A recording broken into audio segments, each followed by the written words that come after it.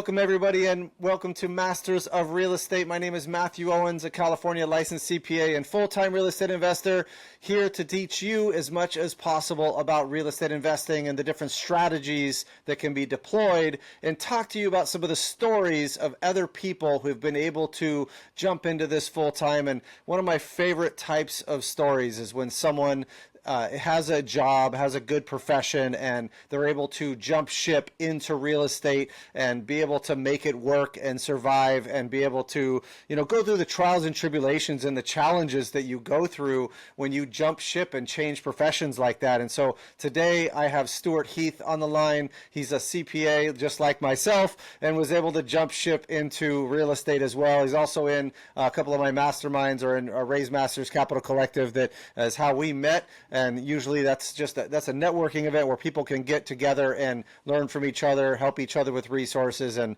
mastermind event to do so. So thanks so much, Stewart. I appreciate you coming on the actual video today and the call today. I'd love to just get a background of your story, how you started in this. What was your background before real estate, and what drove you, and your story as a whole, and then as you got into real estate, your experience there, man. Matthew, thank you for having me. It's been fun getting to know you through Raise Masters the last couple of years. So yeah, my story is my dad was a CPA, and I thought it would be a great career for me to follow into.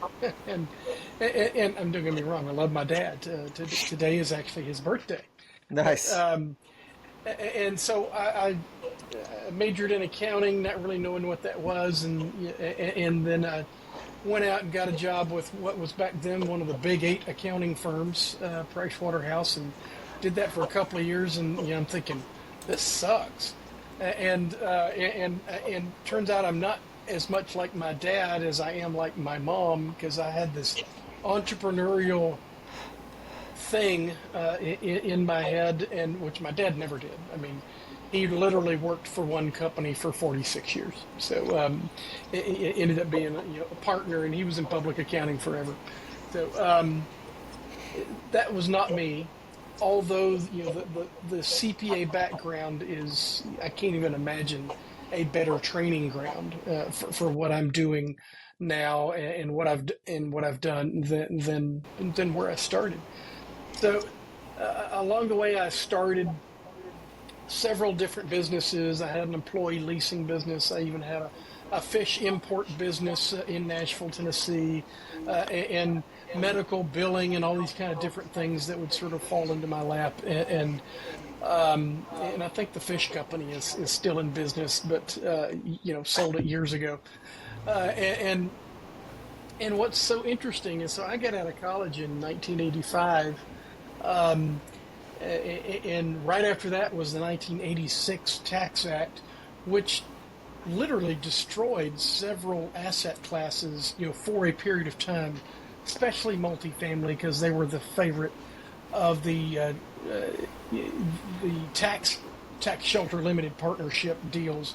And so, with that tax act, it immediately revalued them or devalued them, because you couldn't sell that property to anybody else without the tax benefits and get back what had even been paid for it a few years before.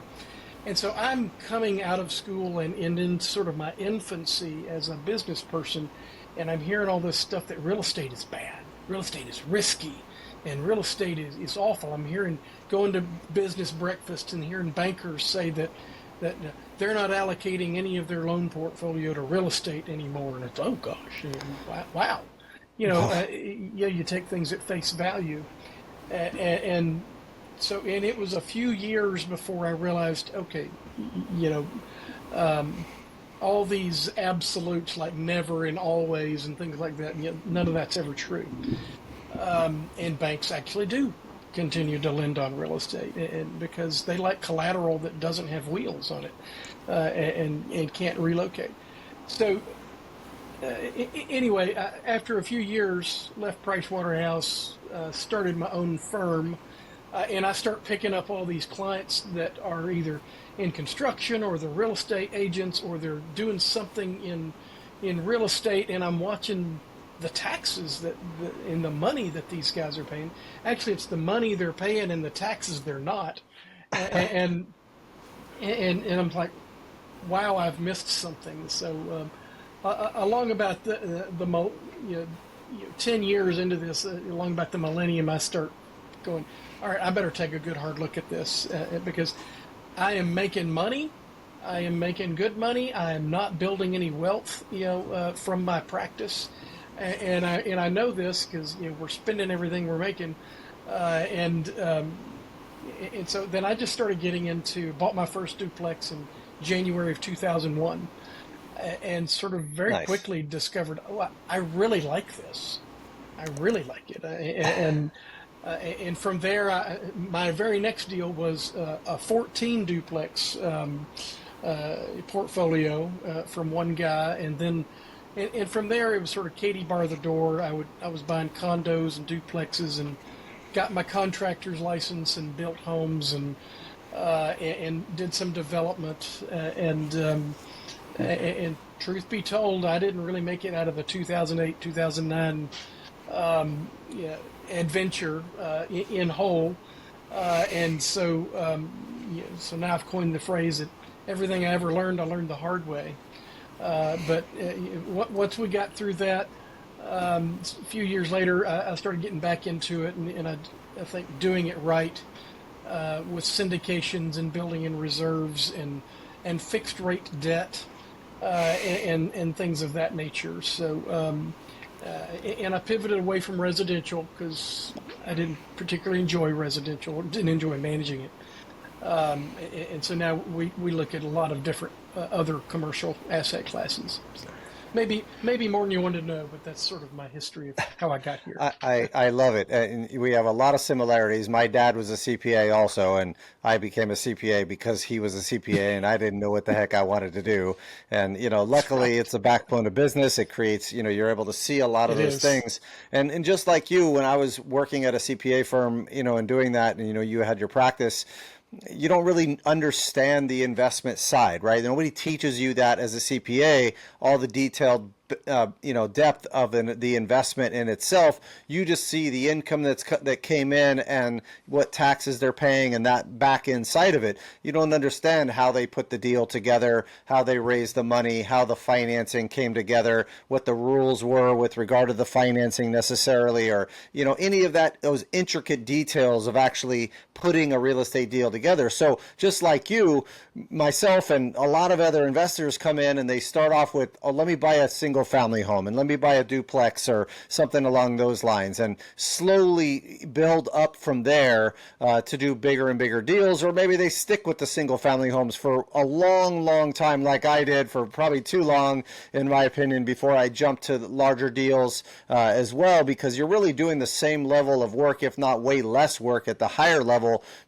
for the amount of money that you're making on that deal versus a single. A lot of times those singles, when you're getting involved, you're usually swinging a hammer. Sometimes you're out there at the property, you might be managing it yourself, there's all those other things, but you got to look at the opportunity cost on your time, right? And that is kind of like the biggest thing where a lot of people miss, is they're like, you don't have to do it all yourself. You can rely on other people that can do this for you. And even myself, I tell people, hey, you should have some singles or some assets that are fully yours, that you have complete control over, that are creating cash flow for you as a base, and focus on doing that. But focus on doing it where you're not doing all the work every day on it, and you're not having to manage the managers and things like that. Having proper asset management in place so you don't have to do that is key. But then on the other side, I like investing in syndications, like some of the ones that you do as well, where it's like, hey, I can put in 50 grand or 100 grand a pop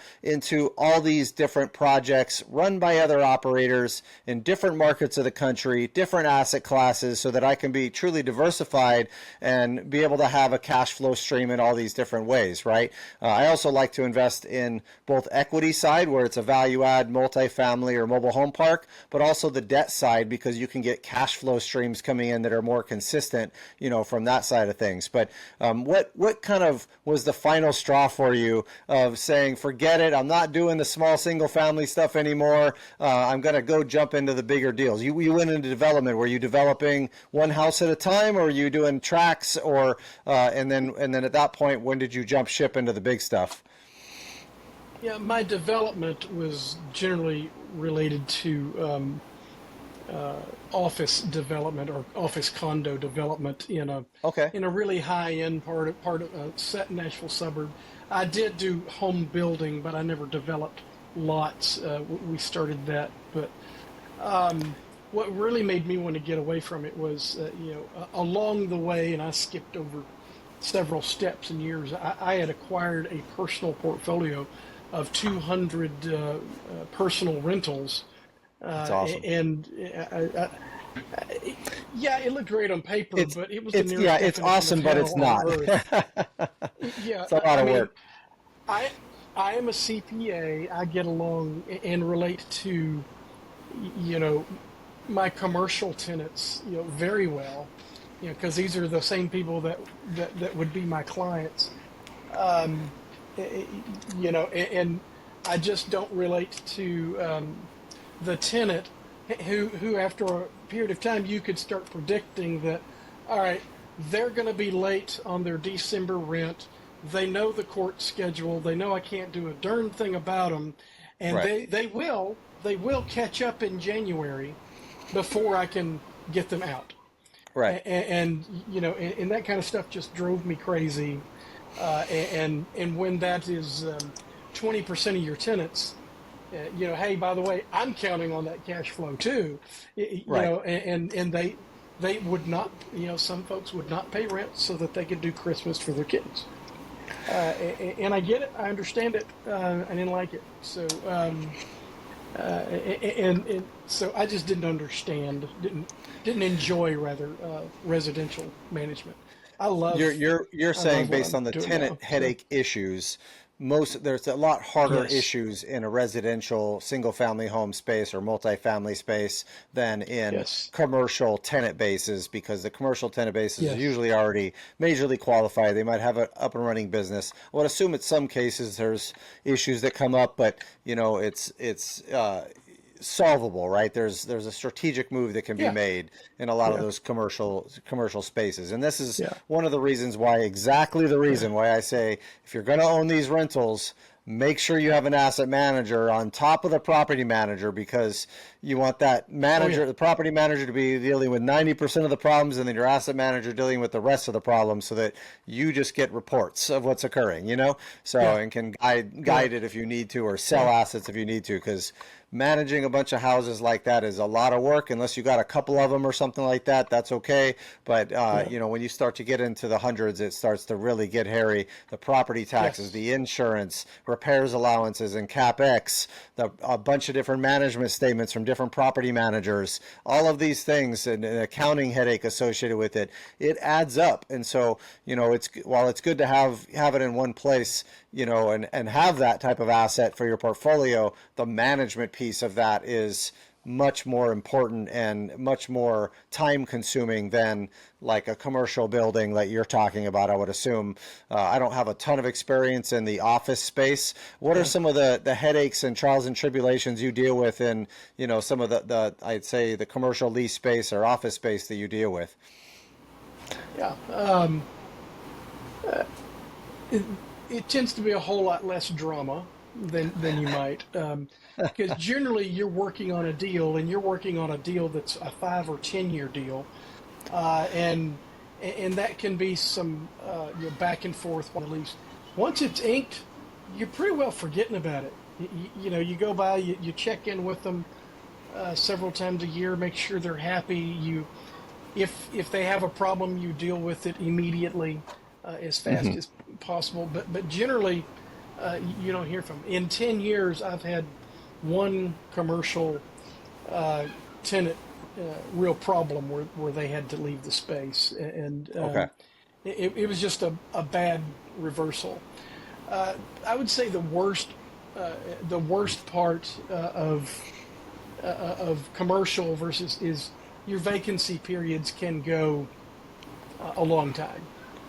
They can go 6, 8, 9 months. Okay. And some of that will depend on the time of year, because you're not going to rent a commercial space usually during the holiday season. Right. Usually you're going to do almost all of that in the spring of the year or in the fall of the year. So, and then it will come down to what broker you have marketing that space, because there's a That's usually vast difference in commercial brokers. So. that's usually the same thing with regard to the residential space from November or even October to January. Nobody's moving, and then once everybody Right. gets their tax refund checks, everybody moves because now they have the security deposit saved for doing that Yes, to be able to move. So that's what you exactly. see in the space, and you're just not getting things rented during those winter months. It's way harder. Right. You still have a percentage of people moving, but Yeah. it tends to last. And in commercial, I could imagine that everybody's that's their busy season is in that Yeah. time frame. So really Yeah. interesting differences. What are you seeing as far as the challenges right now with the spaces you're working with, and what are the specific projects that you're focused on right now? I assume you're talking about the challenges faced by office nationally, and if that's what you're referring to. So That I'll with the start off with. financing piece and everything else, Oh yeah. yeah, yeah. Well, all of ours are 100% full. So because all real estate is local, and we are in really good markets. I think that the whole claim that office is dead, by the national financial media is a bit overstated. I think that the problems are in a couple of a couple of spaces. The downtown areas in most cities are this trend was already starting to happen before COVID. COVID accelerated. People have moved back to suburbs. At least in Nashville, it was already happening, but it's accelerated, and people don't want to drive downtown anymore. And the other part of that is the Class A office buildings. So there's Class A, Class B, Class C, and all of ours are Class B. They've got drive-up parking. They are suburban oriented, so they're not in downtown city centers or anything like that. And we lean towards medical. Not everything we got's a complete medical office building, but MOBs don't have any problem anyway. I mean, your doctor is not going remote, and he's not coming to see you, and they have Right. hundreds of thousands of dollars of their own dollars in build outs, and they have to have a place to put that $375,000 MRI machine, which they can't put on a truck and drive around town to see you with. So, and so the doctor's need for office space has not changed one bit. So it's Some very people will say, well, industry dependent, if dependent on as it far as what really the needs is. are. Yeah, it Yeah. really is. Interestingly, just another example of that. So Huntsville, Alabama is a market that we cover as well. And you got a bunch of defense contractors down there. And like during COVID, during the lockdown, if these people were doing work and they were required to be in a SCIF, which is a top secret signals blocking area, they had to go in. So most of these researchers and defense contractors, they have to have a SCIF, and they have to go in there to do it. You can't do that at Okay. home. And so their offices, for the most part, that office market, and a lot of that is Class A. Most of it's doing quite well.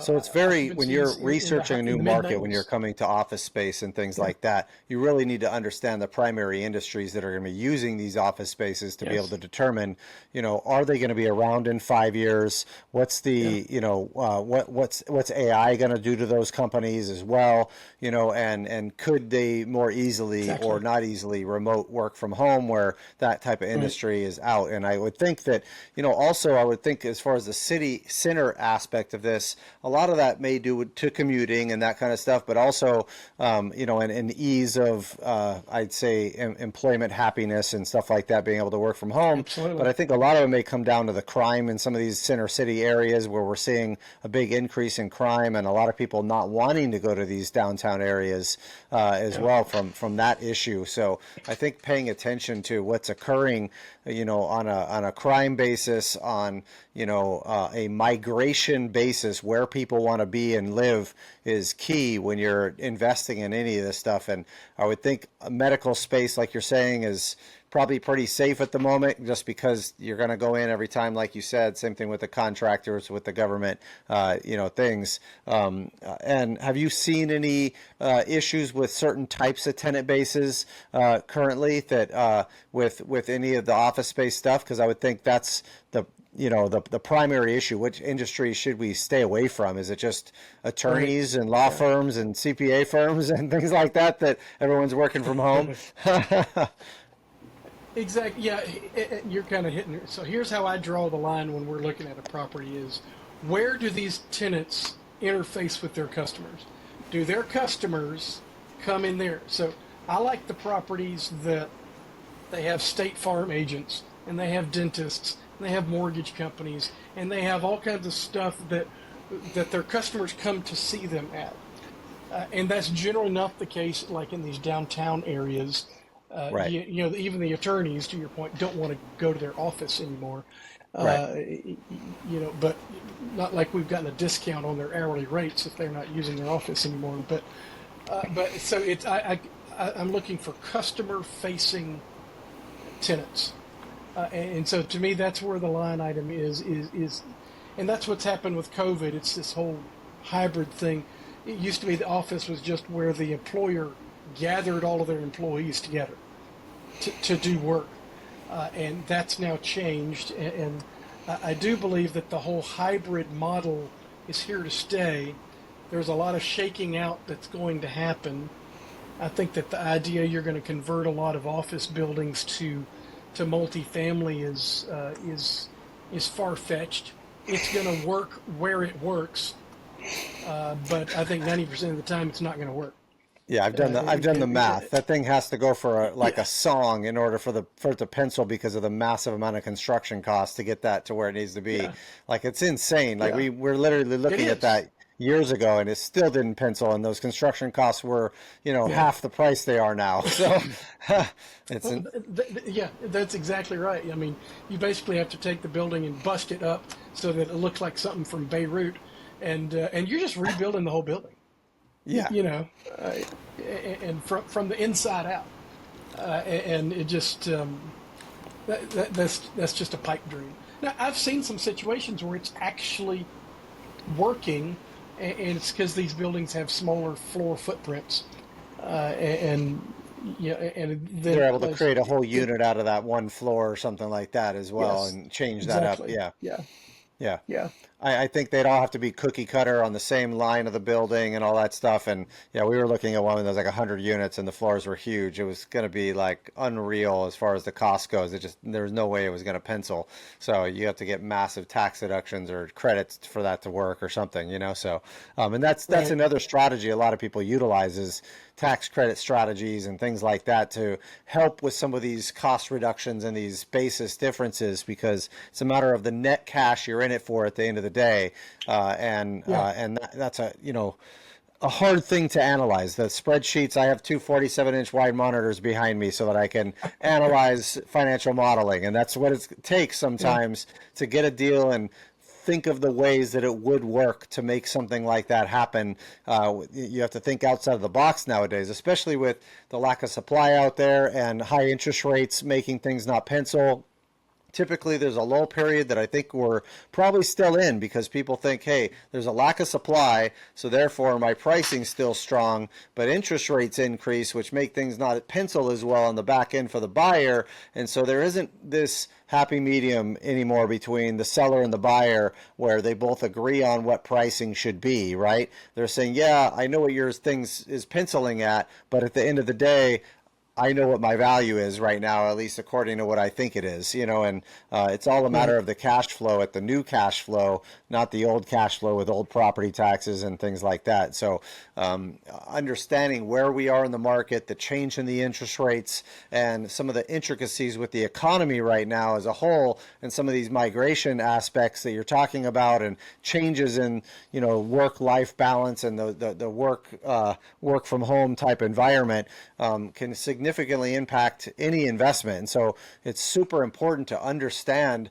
what other outside factors can come in and affect your investment. And there's not possible to be able to determine all those factors, right? There's just too many black That's swans out correct. there, especially with AI now. It's going to disrupt pretty much everything. If you're not on it and paying attention consistently and implementing and, learning, then you're pretty much dead in the water from a business owner perspective. So, in my eyes, we really should be even having a full-time AI person on staff, and I'm looking for them and, looking for those options right now, because otherwise, it's going to be hard to keep up because things are changing so quickly. It's not possible to determine all those risks, but all you can do is do what you can now and look for a stable investment into the future as best you can based on where you see the economics going. Are you seeing a lot of risks in your eyes in the general overall economy? If so, like what are those things that you're seeing? I do see some risks, and while I am hopeful that I'm fairly confident we've reached the top of the interest rate arc this cycle, um, I, I'll say year and a half ago, I've been pretty hard on the Fed. I thought they should have started cutting in Q4 of 2020 Yeah, because you might recall the economy was raging, and so right. it took them almost another year. So I thought they were really slow. But I have to say, I think they have engineered the soft landing, as they call it, and I do note that they have not lowered yet. They keep saying that they're looking at it. I kind of hope that they don't do it in September, because I see some weakness in the labor market, and I think they do too.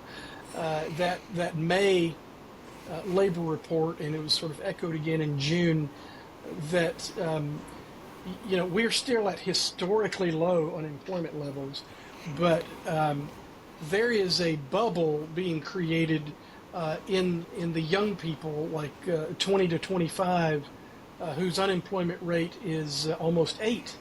And I've got several kids in that thing, and they're not unemployed, but I do know that their employment opportunities aren't that great. They're all doing labor and wage type, hourly wage type deals, and a couple of them have even dropped out of school because they just, Yeah. that generation has a whole anxiety issue anyway, and perhaps rightfully so. So I think that there's some labor issues coming on, and if people start losing their jobs, then that's that's the catastrophe that can let all the water run out of the dam. Uh, so I'm not predicting a doomsday. I do think it's going to get slow again.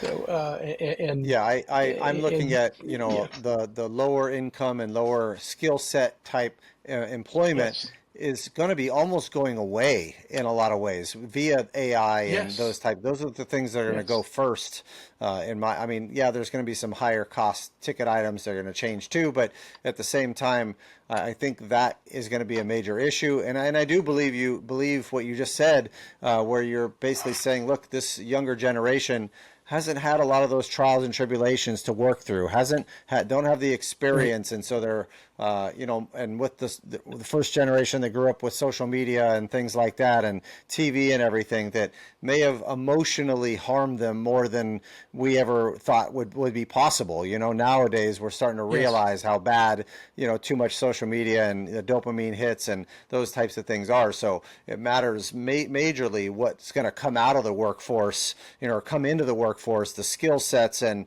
abilities on a lot of those. I've found, and a lot of colleagues of mine have found, that when you're hiring the younger generation now, there's a lot more quitting. There's a lot more no-shows. There's a lot more, of not being able to handle pressure type situations. And so you're looking for like more of unicorns now when you're hiring to be able to find the right people. And usually the older generations now are the ones that they have the right skill set still. They're able to, and Yeah. they grind and they push.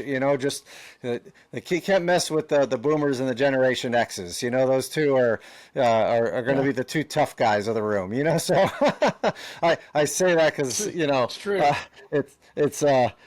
I look at my dad and stuff like that and how he was taught, and myself, and taking beatings and stepped back up. That's what you got to do.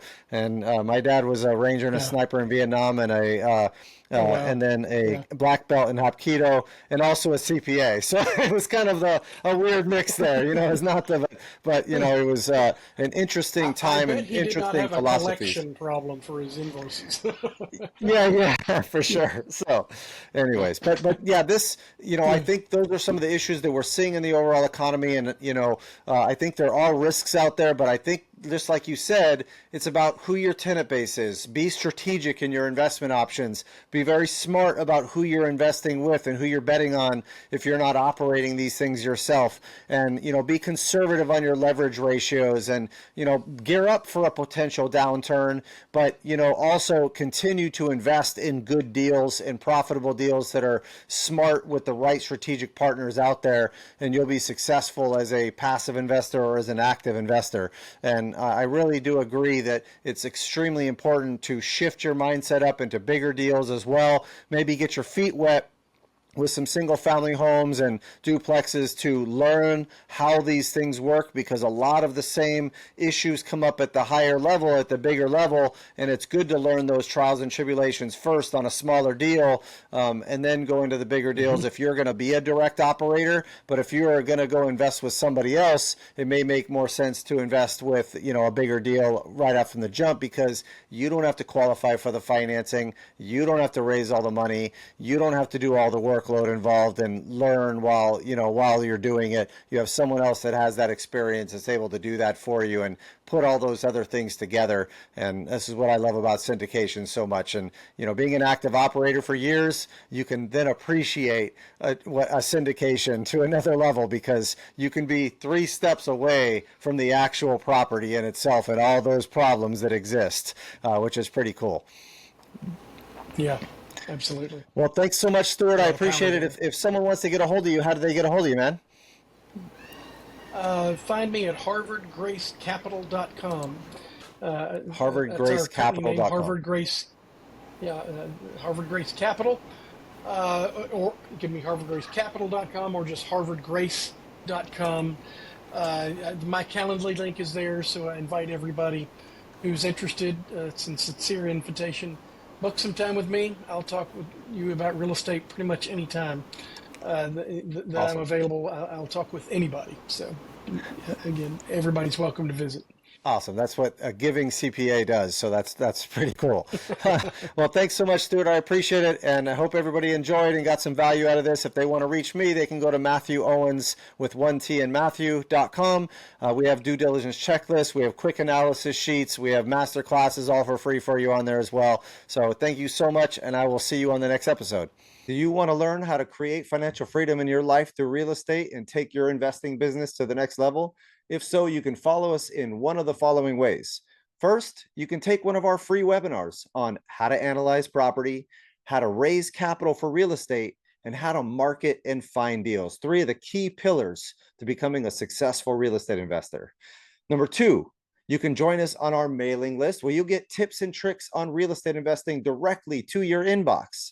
And number 3, you can take our 6-month real estate course that teaches you every aspect of real estate investing you can think of, and more importantly, create financial freedom in your life through real estate investing strategies that I teach. If you want a master's in real estate in 6 months, this course is for you. We're going to go over how to raise money, promissory notes, syndications, fixing and flipping, buy and hold investing, tax and legal structures, self-directed retirement accounts, financial education, how to run a business, how to market and find your deals, and most importantly, how to create that financial freedom in your life so that you can stop trading your time for money and create passive real estate cash flow that you can live off of.